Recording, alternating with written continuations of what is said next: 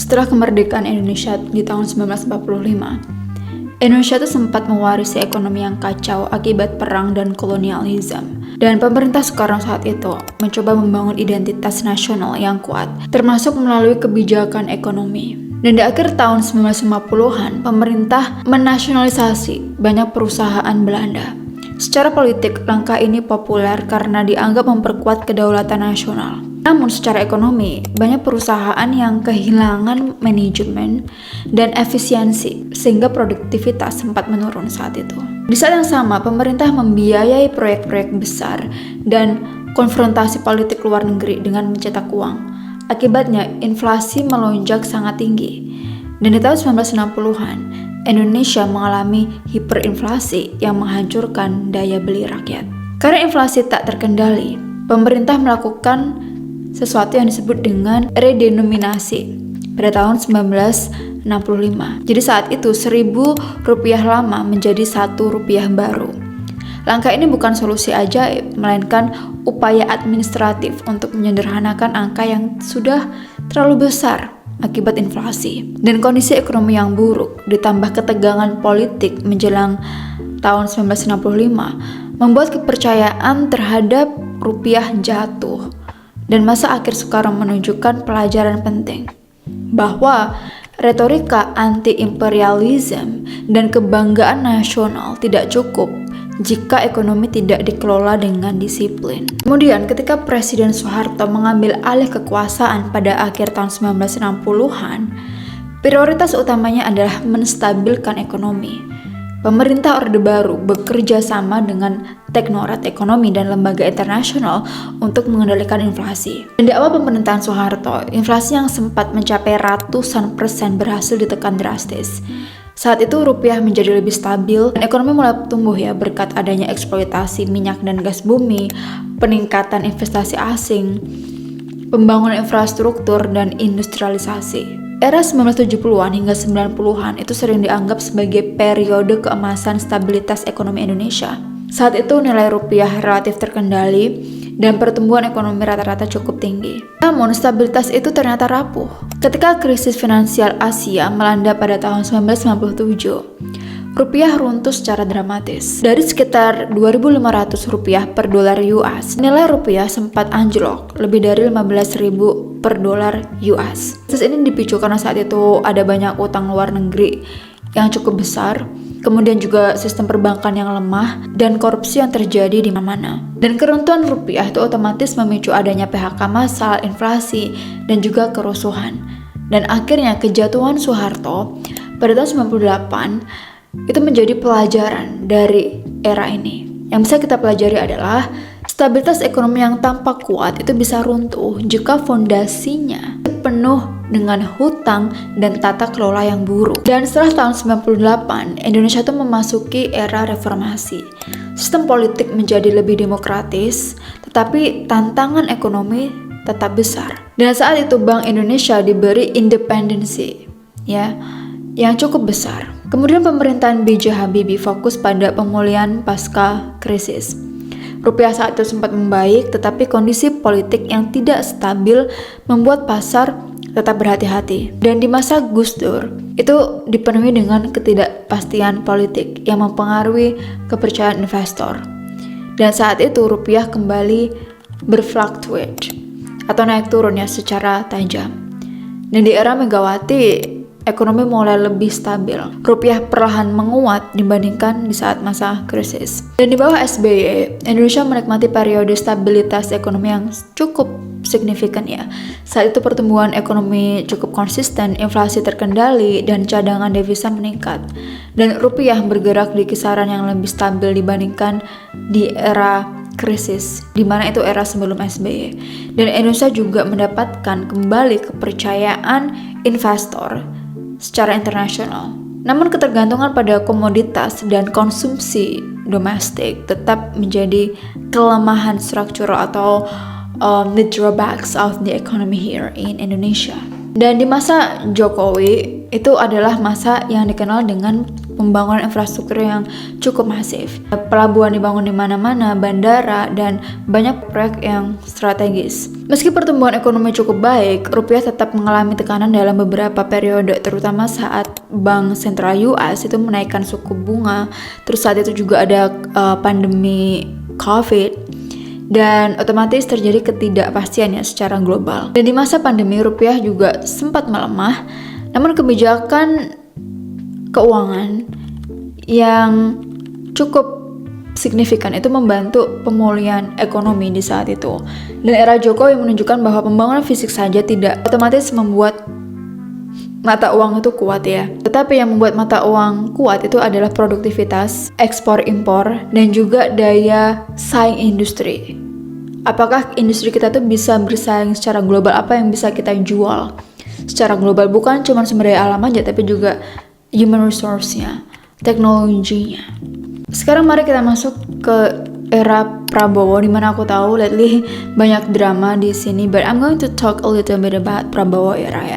Prabowo ini mewarisi ekonomi yang relatif stabil ya dibandingkan masa krisis besar, tetapi tantangannya juga nggak ringan. Karena dunia sedang menghadapi ketidakpastian geopolitik, sekarang ada perang dagang, ada fluktuasi harga energi di mana-mana, dan perubahan rantai pasok global. Dan tantangan utama bagi pemerintahan yang baru adalah meningkatkan produktivitas industri dalam negeri. Kita juga punya challenge nih untuk memperkuat ekspor dan juga memperkuat investasi ya. Rupiah di era Prabowo akan sangat bergantung pada kepercayaan pasar terhadap kebijakan ekonomi pemerintah. Karena investor tuh tidak melihat pandangan politik kita ya. Investor do not really care about your political ideology, tetapi dia melihat stabilitas hukum dan juga kepastian bisnis.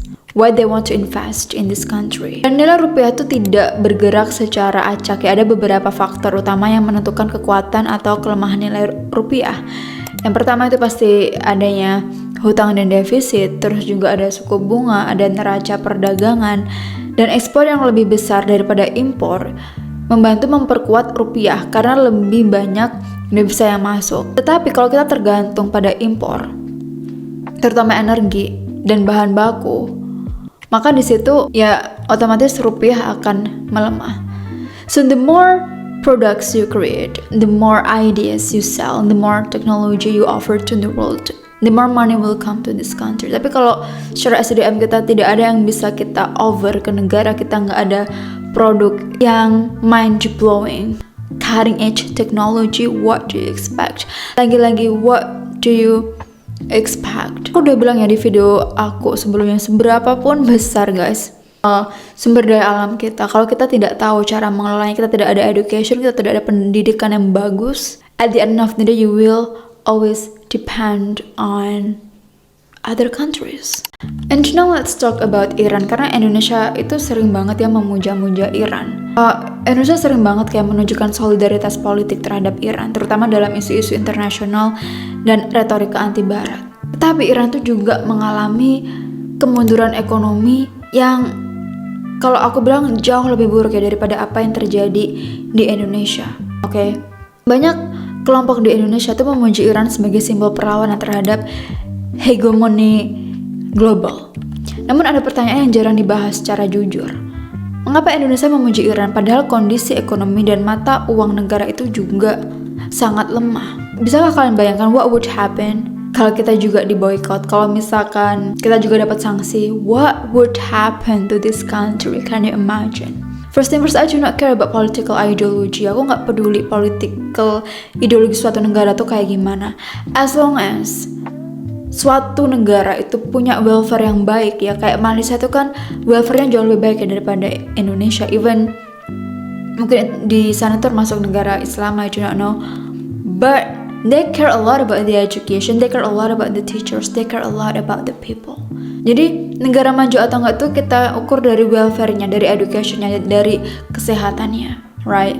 Dan Iran, aku tahu itu punya sumber daya alam, especially minyak yang sangat besar ya. Tetapi ekonominya itu menghadapi masalah yang serius. Ya di sana tuh inflasi sangat tinggi juga, ada pengangguran, ada korupsi juga di mana, dan nilai rial Iran itu jatuh drastis dalam beberapa waktu terakhir ini ya. Dan inflasi itu membuat daya beli rakyatnya menurun tajam. Banyak warga Iran sendiri itu menghadapi kesulitan ekonomi yang sangat berat. Dan disinilah ada standar ganda di Indonesia. Di Indonesia sebagian orang tuh memuji Iran karena sikap politiknya. Tetapi jika kondisi seperti Iran terjadi di Indonesia, ya mata uang anjlok dan ekonomi di sana juga terpuruk, what would happen? Inilah standar ganda yang sering muncul. Kita mengagumi simbol perlawanan, tetapi tidak mau menerima konsekuensi ekonomi yang menyertainya. Padahal rakyat hidup bukan dari political ideology doang atau slogan politics atau pidato, tapi dari harga sembako, biaya transportasi, gaji dan pekerjaan, kemampuan membeli rumah, membeli pendidikan, sekolah di sekolah yang bagus, dan adanya stabilitas di mata uang. Ketika mata uang melemah, dampaknya langsung terasa ya. Pasti di situ BBM dan energi lebih mahal. Biaya produksi pasti juga ikut meningkat, dan tabungan rakyat pasti akan terus habis gitu. Dan otomatis it would create new poverty. The poverty would increase. Dan sejarah Indonesia sendiri membuktikan hal ini pada masa hiperinflasi di zaman Soekarno dan krisis tahun 97 sampai tahun 98. Tidak ada romantisme ideologi yang bisa menutup penderitaan rakyat. Apapun sistem pemerintahannya, ekonomi itu tetap menjadi penentu utama. Negara bisa berbentuk demokrasi, monarki, sosialis, komunis, republik religius, whatever you name it. Namun jika ekonominya gagal dan mata uangnya runtuh, hasil akhirnya hampir selalu sama. Ketidakstabilan sosial dan penurunan kualitas hidup. Contohnya udah aku jelaskan banyak ya di video aku sebelumnya, yaitu ada Venezuela, Zimbabwe, Iran, Uni Soviet. Tapi sebaliknya, banyak negara dengan sistem politik berbeda bisa tetap stabil karena ekonominya kuat dan mata uangnya juga dipercaya. Indonesia sering terjebak dalam perdebatan ideologis yang emosional ya, kayak Barat versus Timur, kapitalis versus sosialis, nasionalis versus globalization. Padahal masalah paling mendasar adalah bagaimana membuat rakyat lebih produktif dan rupiah bisa jauh lebih kuat. Yang dibutuhkan Indonesia bukan sekedar slogan atau pidato. Oke, yang dibutuhkan Indonesia adalah pendidikan berkualitas dan yang relevan dengan apa yang dibutuhkan industri saat ini. That's what we need. Terus juga ada produktivitas tenaga kerja yang tinggi, ada inovasi teknologi dan riset, dan kepastian hukum. Patriotisme sejati bukan hanya meneriakan kebanggaan nasional, tetapi memastikan rakyat bisa hidup layak dengan mata uang yang stabil dan ekonomi yang kuat. Dan sejarah rupiah dari masa Soekarno hingga Prabowo menunjukkan bahwa nilai mata uang adalah cermin dari kualitas kebijakan ekonomi dan kepercayaan publik. Dan Indonesia juga perlu jujur dalam melihat negara lain. Mengagumi negara lain sebagai simbol politik sambil menutup mata terhadap kesulitan ekonominya adalah bentuk standar ganda. Rakyat tidak hidup dari romantisme geopolitics, melainkan dari harga beras, pekerjaan, pendidikan, dan stabilitas rupiah.